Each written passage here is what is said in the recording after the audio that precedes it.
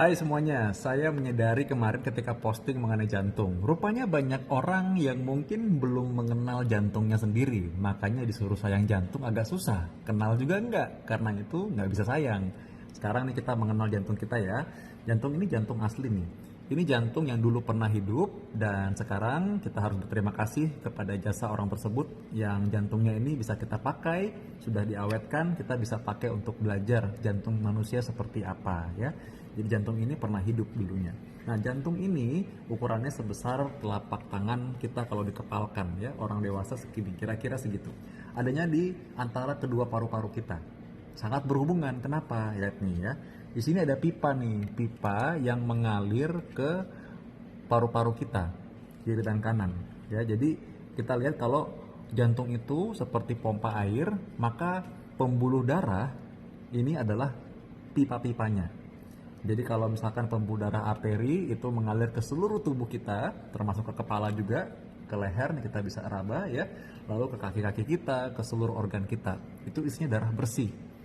Nah, darah bersih ini isinya sebenarnya kaya akan oksigen. Jadi karena itu sel-sel kita kan butuh memang oksigen. Jadi dia mendapat aliran darah itu dari jantung kita yang memompa. Makanya jantung kita ini karena fungsinya pompa ya, dia seperti otot memang otot ya. Jadi karena itu dia memompa. Nah, otot-otot jantung ini juga perlu darah, karena itu adalah arteri koroner namanya ya. Arteri koroner ini adalah pembuluh darah yang memberi makan jantung, sehingga kalau tersumbat, makanya itu yang bisa bikin orang serangan jantung, karena dia ngambek nanti kalau nggak dapat makan, tiba-tiba nggak bisa pompa.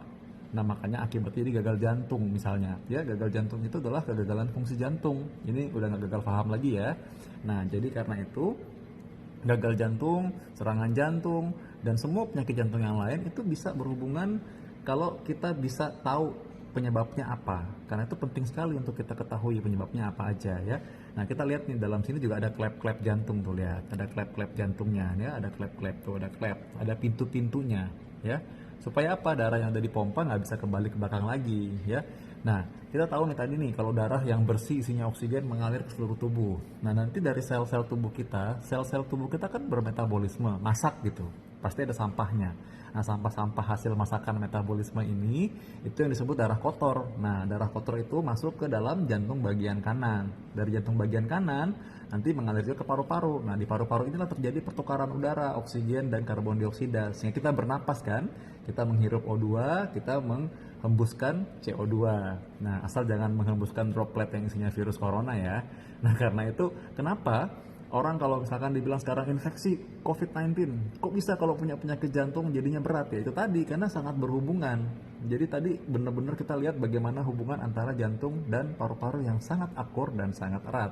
Kalau satu ada masalah, satunya bisa ngambek juga. Nah, itu yang menyebabkan seseorang bisa check out tiba-tiba ya, dan makin berat gitu kondisinya. Nah, sekarang kita lihat nih, kalau jantung kita itu berdetak semenit ya rata-rata mungkin 70 kali per menit, 80 kali per menit. Satu harian dia bisa berdetak mungkin 100.000 kali. Dan dia bisa memompa sebanyak mungkin 2000 galon kali. Nah, bisa dibayangin nggak, kerjanya berat sekali. Gimana kalau kita nggak sayang sama jantung kita? Kita pakai sembarangan, kadang orang olahraga bodo amat, mereka pikir ah udahlah nggak mau tahu, pokoknya saya boleh merokok, yang penting saya olahraga misalnya gitu ya. Jadi akhirnya dia nggak tahu ternyata di dalam pembuluh darah jantungnya udah banyak plak-plaknya tuh akhirnya. Suatu waktu dia ngambek tiba-tiba jantungnya, karena apa? Udah nggak tahan lagi dengan kelakuan si yang punya ini, suka-sukanya dia, udah makan suka-suka, malas check up, malas di servis, udah kayak mobil aja ngambek jadi monggok. Kalau jantung tiba-tiba minta cuti gimana coba?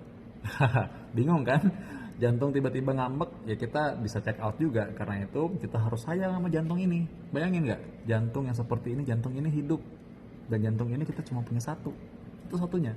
Sekali kalau kita bikin dia ngambek, dia nggak akan kembali seperti semua lagi, nggak akan kembali seperti waktu muda lagi. Karena itu kita harus rawat sebaik-baiknya, kita jaga sayang-sayang jantung kita. Jantung kita cuma satu.